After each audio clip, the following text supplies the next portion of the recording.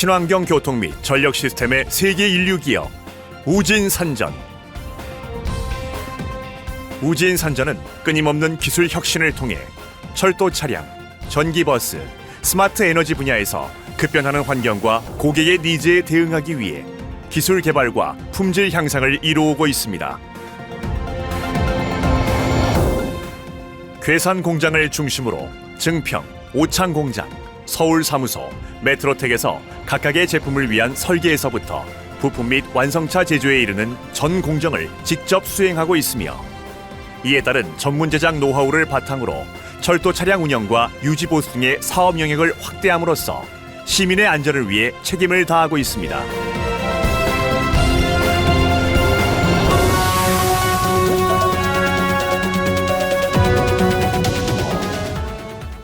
우진산전의 철도 차량은 최고 수준의 기술과 노하우로 철도 산업의 트렌드를 선도하고 있으며, 그간의 노하우와 기술력으로 철도 차량 산업 분야의 글로벌 리더로 성장하고 있습니다.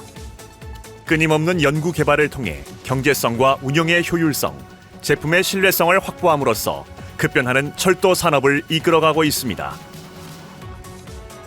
또한 우진산전의 철도 차량은 고객의 니즈에 대응하는 완벽한 커스터마이징을 제공하며 환경을 생각하고 승객의 안전까지 책임질 수 있도록 설계 및 제작되고 있습니다.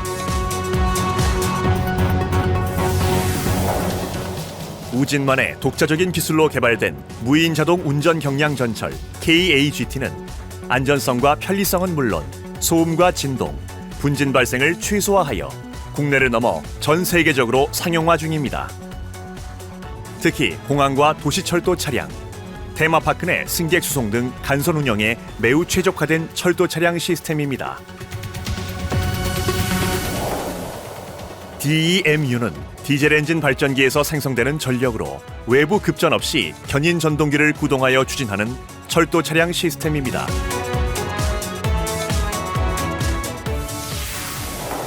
미니 트램은 소형 궤도 차량 시스템으로 무형의 궤도상에서 승객의 탑승 요청으로 특정 목적지까지 선택적 서비스를 제공하는 철도와 자동차의 최신 기술이 집약된 운송수단입니다.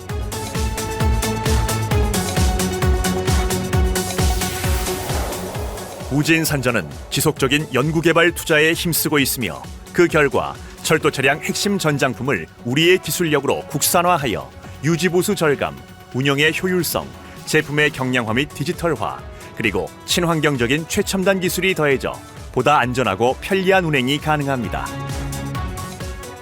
또한 철도 분야 토탈 솔루션 기업으로서 전장품 이외에도 검수 설비, 시험기, 제3궤조 방식의 전차선, 플랫폼 스크린 도어와 같은 E&M 설비와 제작을 공급하고 있으며 시스템 엔지니어링까지 수행하고 있습니다.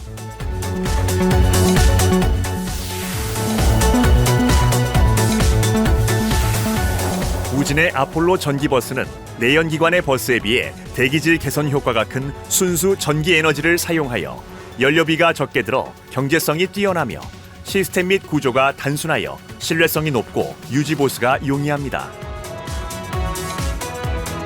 또한 원모터 시스템 적용으로 뛰어난 출력 성능과 우수한 내구성을 갖추고 있으며, 인체공학적인 디자인으로 운전자와 승객의 편리함은 물론 교통약자를 위한 편의시설과 주행시 안전을 최우선으로 고려하여 제작 및 설계하였습니다.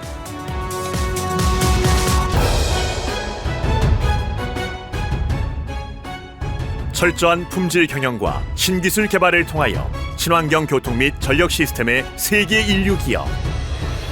인간을 존중하고 자연을 생각하는 신념으로 끊임없는 기술 혁신과 연구 개발을 통해 더 안전하고 발전된 새로운 시대의 길을 개척해 나아가는 글로벌 넘버원 기업이 되겠습니다. 경제적 신뢰성, 환경적 건전성, 사회적 책임성을 추구하는 지속 가능한 기업. 안전하고 편리한 인류의 삶을 위해 끊임없는 기술 개발을 하는 기업. 주식회사 우진산전입니다. 네, 장대서입니다. 자, 이 사진을 한번 보세요. 이 태권도를 하고 있습니다. 왼쪽 선수가 오른쪽 선수의 어디를 차고 있어요? 네, 목을 차고 있습니다. 그래서 저는 목차 이렇게 시작하겠습니다. 네. 그리고 목차의 내용은 별거 없습니다. 네. 우리가 철도 차량이 가지고 있는 기술적인 문제점이 몇 개 있어요. 그거를 해결할 수 있는 방안을 몇 가지 한번 소개해 올리겠습니다. 그 기능이 한 3가지 정도 되겠습니다. 자, 철도 차량의 문제점 중에 이 제동 거리가 타 교통수단보다 길다는 걸 여러분 잘 알 겁니다.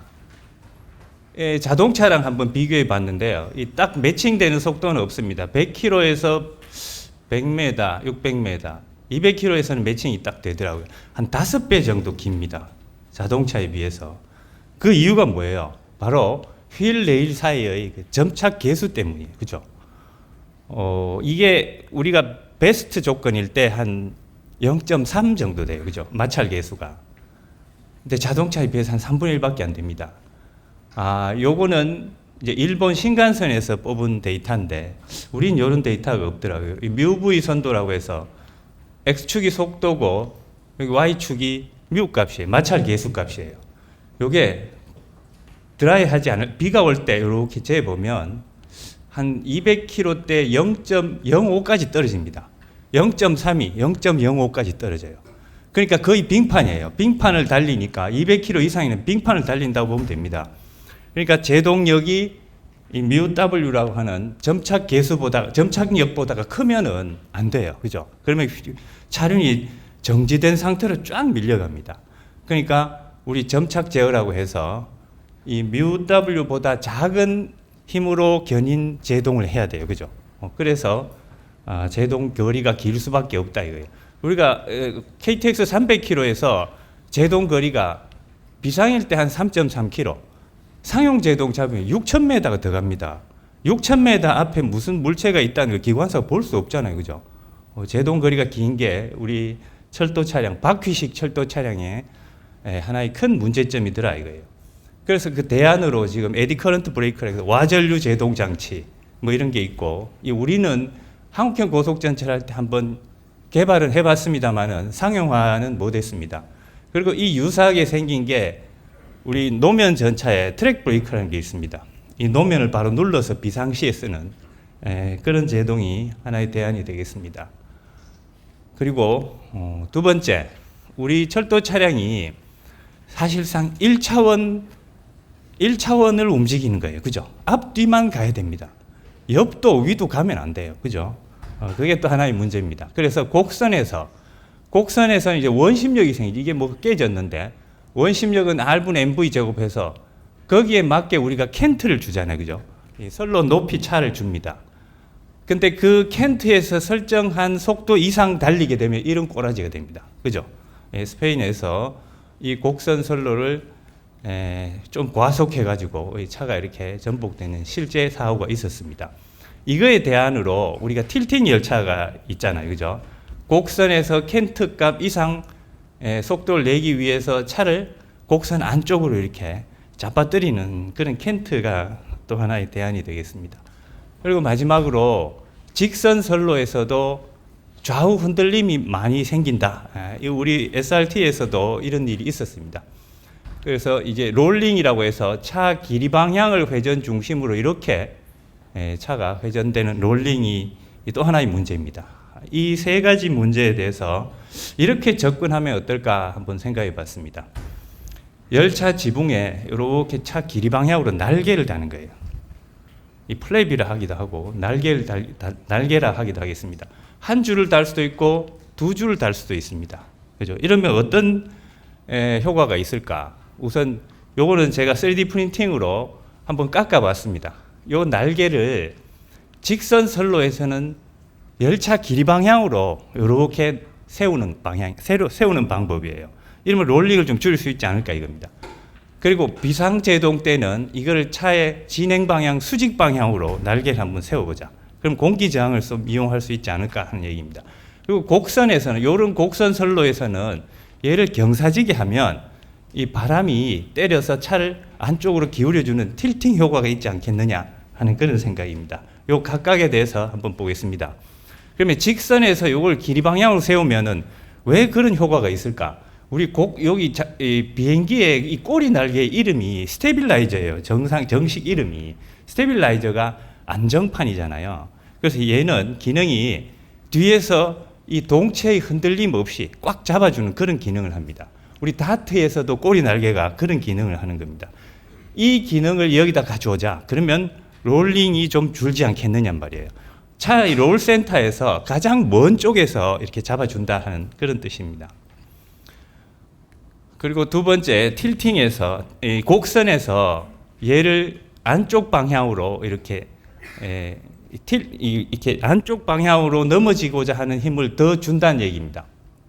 그러면은 이게 곡선선로에서 진행하는 방향의 바람의 힘이 얘를 안쪽으로 이렇게 안쪽으로 차를 틸팅시키는 그런 기능을 하겠다 이거예요.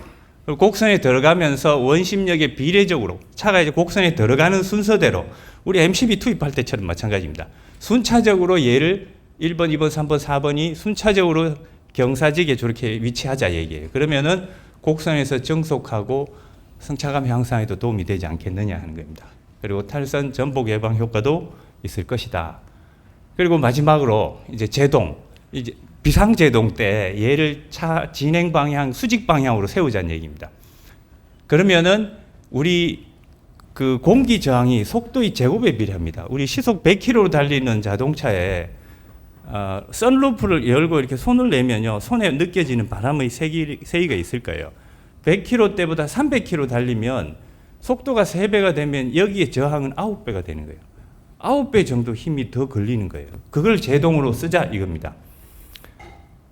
그래서 실제 우리 항공기 타고 착륙해서 이제 그 브레이크 잡을 때 이 날개의 상판이 위로 들리는 걸 볼 수 있습니다. 이 창가 쪽에 앉은 분은 보일 거예요. 그러면은 큰 소음이 나면서 급제동이 되는 걸 우리가 느껴집니다. 그죠? 대신 이제 소음이 좀 생기죠. 그리고 이걸 실제 적용한 차가 있습니다. 일본의 그 JR 이스트에서 개발한 패스텍 360이라는 차에 토끼 귀 같은 녀석이 있습니다. 얘가 평소에 들어가 있다가 이게 비상제동 때 딱 나옵니다. 이렇게.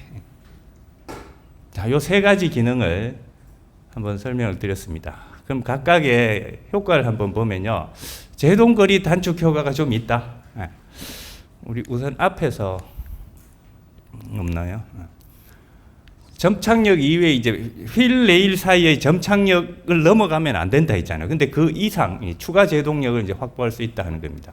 그렇게 제동 거리를 단축하면 우리 표정 속도도 올리고 열차 회전율도 올릴 수 있을 겁니다. 그럼 수송량도 따라가겠죠.